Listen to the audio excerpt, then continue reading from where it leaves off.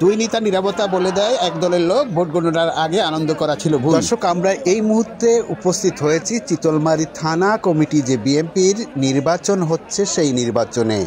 এখানে যে ঘটনাটা ঘটেছে সেটা আপনাদের একটু বিস্তারিত জানাবো। দর্শক, এখানে নির্বাচন শেষে ভোট গণনার আগেতে সমর্থকরা হইহুল্লা শুরু করে দেয়। না জেনে, না বুঝে, না শুনে যে ভুলটি গতকালকে করেছেন অনেক মিডিয়ার ব্যক্তিত্বরাও এই ভুলটি করেছেন। লাইভ চালিয়েছেন, মাইকি ঘোষণা হয়েছে, ভুল তথ্য দেওয়া হয়েছে, এটা আমরা সবাই শুনেছি, সবাই জেনেছি। চিতলমারী থানা কমিটির বিএনপির গণতান্ত্রিক প্রক্রিয়ায় যে নির্বাচন শুরু করেছেন সেই নির্বাচনে এমন একটি ভুল কিভাবে হলো? গতকালকে যে নির্বাচন হয়েছে সেই নির্বাচনে মূল মঞ্চ থেকেও অনেক ঘোষণা দেওয়া হয়েছে যা ছিল ভুল। এ ধরনের ভুল সাধারণত মানুষের জন্য একটি বড় ক্ষতিকারক দিক এনে দিতে পারে। কোনো ঘোষণা দেওয়ার আগে, নির্বাচনের ফলাফল জানানোর আগে একটি কথা আগে বলে নিই, এটা দর্শকদের হইহুল্লা মূল মঞ্চ থেকে ঘোষণা দেওয়া হবে। মিডিয়ায় অনেক ভুল তথ্য দেওয়া হয়েছে যা সরাসরি লাইভ চলেছে।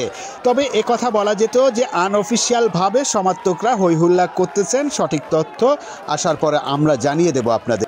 তা না করে আপনারা তাদের তালে অনেক তাল দিয়ে গিয়েছেন।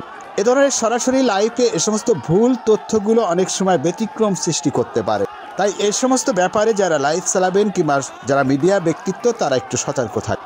একই দলের থেকে নির্বাচন হচ্ছে, সমর্থকদের একটু বুঝতে হবে এই নেতারা নির্বাচনের ভোট যখন হচ্ছে তখনও তারা একসাথে ছিল এবং হাসাহাসি করেছে। আমাদের কাছে ভিডিও ফুটেজ রয়েছে। চিতলমারী থানায় যে সমস্ত বিএনপির লোক ছিল তারা গুটি কয়েক লোক ছিল, তার বেশিরভাগ সময় থাকতে হয়েছে জেলে এবং বিলে এবং ঘেরের বাসায়।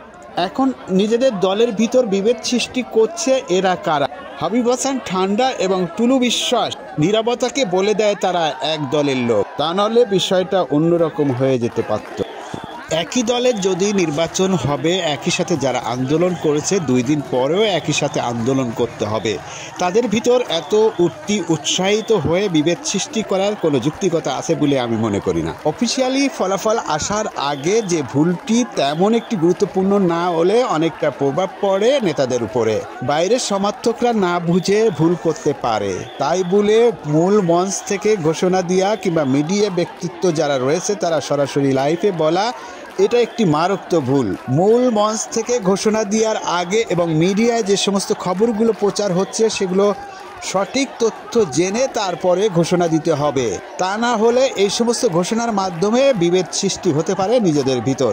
জাতীয়তাবাদী দল বিএনপি চিতলমারী থানা কমিটির নির্বাচন গতকালকে হয়। গতকালকে সব থেকে নীরবতা পালন করেছেন উভয় দলের যে সমস্ত ক্যান্ডিডেটরা ছিলেন তারা। ঠান্ডা মাথায় সবকিছু অবজার্ভ করেছেন উভয় দলের ক্যান্ডিডেটরা। তবে কালকে যদি সেনাবাহিনী না থাকতো চিতলমারী অন্য রূপ ধারণ করতে পারত।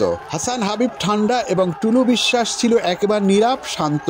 সমর্থকরা উত্তেজিত হলেও এই নেতারা কখনো উত্তেজিত হননি। যে কোনো ঘটনা ঘটার আগে নেতা কি করছেন সেটা ভাবে সাধারণ মানুষ। সেই ক্ষেত্রে উভয় দলের নেতারা ছিল নীরব, যার কারণে বড় রকমের দুর্ঘটনার হাত থেকে বেঁচে গেল গতকাল চিতলমারী নির্বাচন বিএনপি। কোনো কিছু ঘোষণা দেওয়ার আগে সঠিক তথ্য জেনে নিন। দর্শক, আমি বিদায় নিচ্ছি। রাহুল গুরু, ভালো থাকবেন। আসসালামু আলাইকুম।